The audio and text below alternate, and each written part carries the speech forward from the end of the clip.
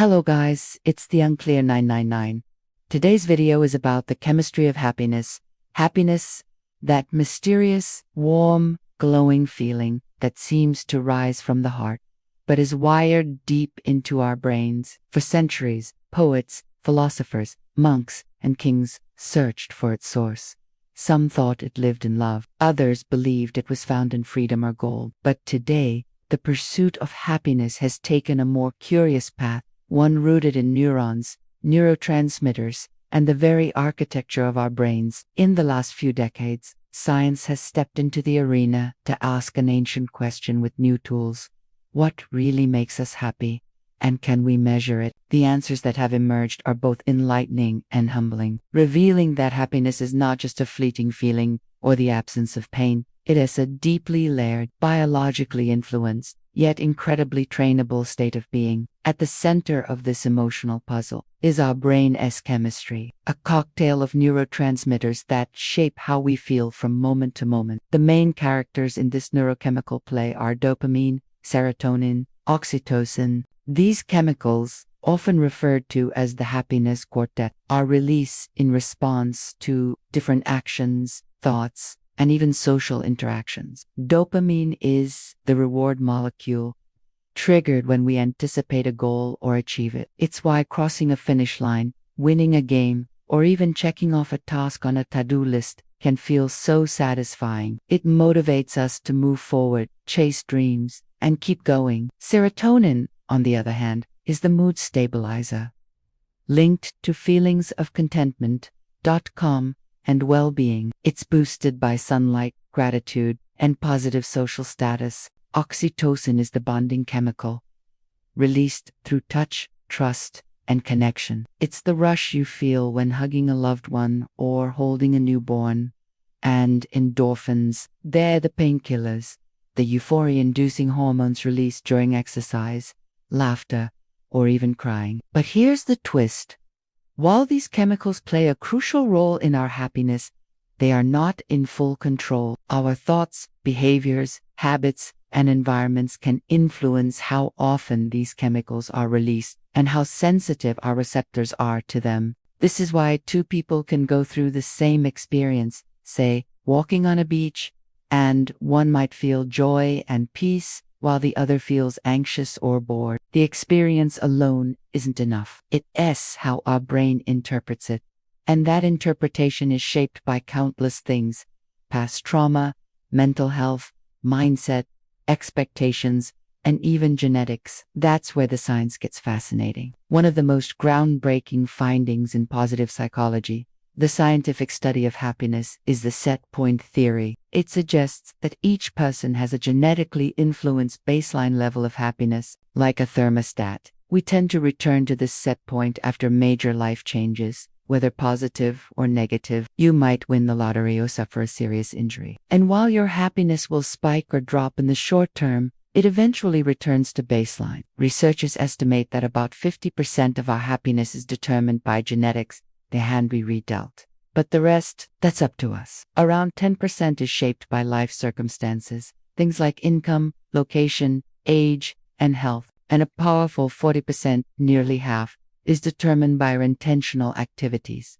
the things we do, think, and focus on. So what are those intentional activities that lift our emotional well-being? Gratitude, for one, is a powerhouse. Studies have shown that people who practice gratitude, by writing down 3 good things daily or reflecting on what they were thankful for, experience measurable increases in happiness and reductions in depression. Why? Gratitude shifts our focus from scarcity to abundance. It trains the brain to recognize what's going right instead of obsessing over what's wrong. Then there's kindness, doing good for others. Even small acts of service, like holding a door or complimenting a stranger, can release dopamine and oxytocin. Humans are wired for connection and contribution. Helping others reminds us we matter, that we're part of something bigger than ourselves. Mindfulness is another potent tool. By slowing down, paying attention to the present moment, and quieting the noise of our restless minds, we reduce stress and increase clarity. Mindfulness practices, like meditation, deep breathing, or simply walking in nature without distractions, have been shown to change brain structure over time, increasing gray matter in areas linked to compassion and reducing activity in areas linked to fear. Exercise also plays a significant role. Beyond the physical benefits, consistent movement, even a brisk walk, boosts endorphins and can rival antidepressants in treating mild depression. It's as if evolution designed our bodies to reward motion with joy. And let's talk about relationships. According to one of the longest studies on happiness, the Harvard Study of Adult Development, which tracked individuals for over 80 years, the number one predictor of long-term happiness isn't money, fame, or success. It's the quality of our relationships. Those who had strong, close relationships in their lives, with family, friends, or partners, not only reported greater happiness, but also lived longer, healthier lives. Loneliness, by contrast, was found to be as dangerous to health as smoking or obesity. We are social creatures, not just emotionally, but biologically. Connection literally keeps us alive. Yet in today's hyper-connected digital world, many people report feeling more isolated than ever. We scroll endlessly, compare constantly, and chase dopamine hits through notifications and likes, while missing the deeper, slower happiness that comes from real presence and intimacy. Social media, while useful in moderation, has hijacked the brain's reward system. It creates a loop where we crave short-term validation instead of investing in long-term meaning. Studies show that those who use social media more passively, just scrolling and watching others, tend to report lower happiness than those who engage intentionally and limit screen time. Purpose is another vital key. People who have a sense of meaning, whether it comes from work, faith, family, art, or service, report significantly higher well-being. Purpose gives context to pain. It makes sacrifice feel worthwhile. It ties our story to something beyond the self. Even during suffering, those with purpose can find light. Viktor Frankl, a psychiatrist and Holocaust survivor, wrote in Man's Search for Meaning that those who have a why to live can bear almost any how. Science confirms this. People with a strong sense of meaning are more resilient, live longer, and bounce back from adversity with greater strength. But perhaps the most empowering truth about the science of happiness is this: happiness is a skill. It's not a gift some people are born with and others are doomed to live without. It's a practice. It's a mindset. It's the result of daily choices: what we think, where we focus, how we act. Neuroplasticity, the brain's ability to rewire itself, means that the more we practice joy, compassion, gratitude, and resilience, the stronger those neural pathways become. Just like building a muscle, the more we activate happiness habits, the more natural they become. Still, it's important to say, happiness does not mean constant pleasure. It's not about smiling through pain or denying suffering. Real happiness includes a full spectrum of emotion: sadness, grief, anger, and fear, but holds it all with acceptance and hope. Happiness is not the absence of struggle. It's the presence of purpose, connection, and growth in the midst of life's unpredictability. When we look beyond the borders of brain chemistry and into the world, we find something remarkable.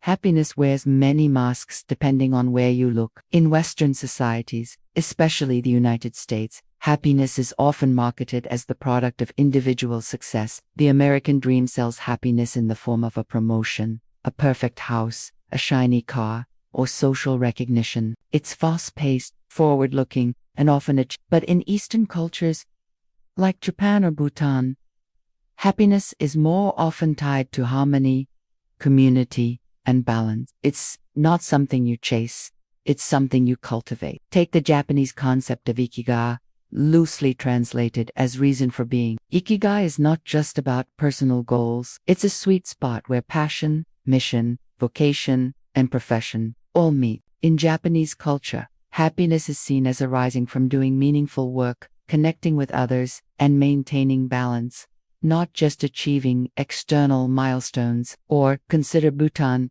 a small Himalayan country that famously measures gross national happiness instead of GDP. In Bhutan, happiness is not just personal, it's policy. The government considers mental well-being, environmental conservation, cultural preservation, and community vitality as national priorities. Happiness here is slow, spiritual, and deeply embedded in daily living. It's about living with the world, not in competition with it. Contrast this with fast-paced, high-pressure society, where burnout is common, rest is rare, and success is often defined by productivity. People climb ladders only to realize the top is hollow. They acquire status symbols, the watch, the phone, the job title, but still feel unfulfilled. Why? Because science has shown again and again that beyond a certain income threshold, around $75,000 to $100,000 annually in the US,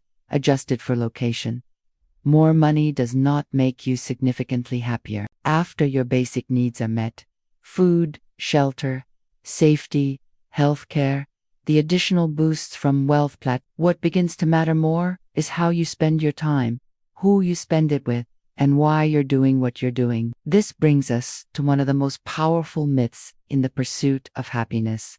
ILLB, happy when, a dangerous phrase that tricks the mind into postponing joy. I'll be happy when I graduate, when I get that job, when I get married, when I retire, when I lose the weight. The science is clear. Postponing happiness in exchange for future goals doesn't work in the long run, because when we finally reach the milestone, the brain often adapts and raises the bar. This is called hedonic adaptation. Our tendency to return to a baseline level of happiness despite major positive or negative events, that shiny new car you dreamed of. In a few months, it feels normal. That promotion, soon, it's just your new work. Unless we cultivate inner joy and gratitude along the journey, we'll always be chasing and never arriving. So, how do we change this? How do we become happier? Not in fleeting moments, but in sustained ways. First, we must become aware of what doesn't work. Constant comparison, for instance, is a happiness killer.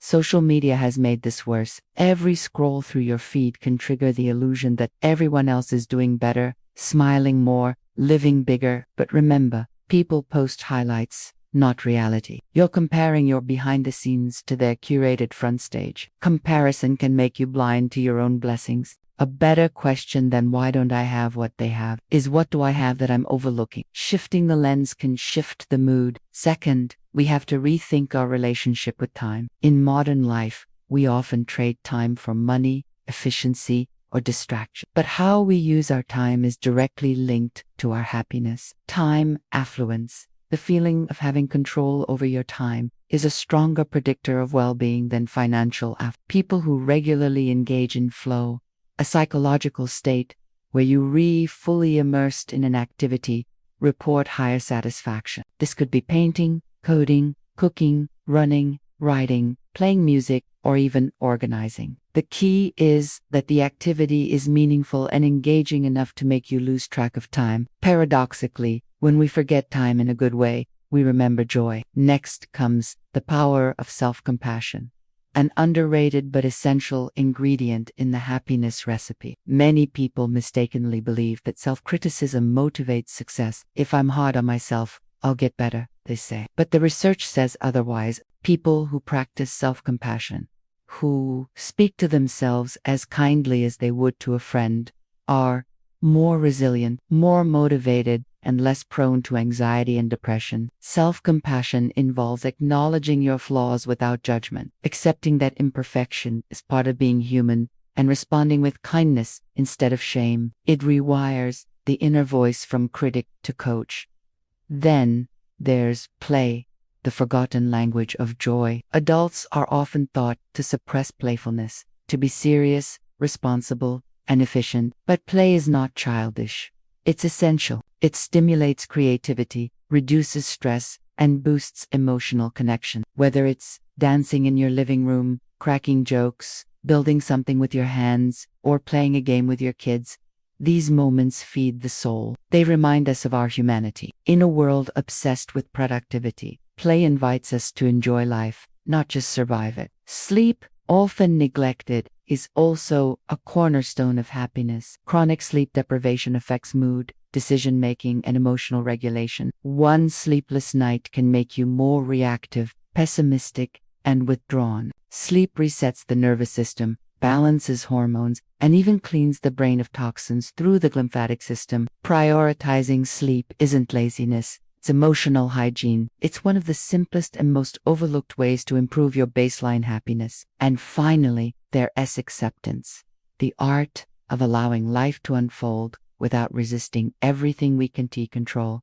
Acceptance doesn't mean passivity. It means understanding what's in your power and releasing what's not. It's realizing that the weather, the traffic, other people's opinions, and unexpected events are outside your grip. But how you respond, that's yours. Psychological flexibility, the ability to adapt your thinking, emotions, and behavior when life changes, is one of the strongest predictors of mental health.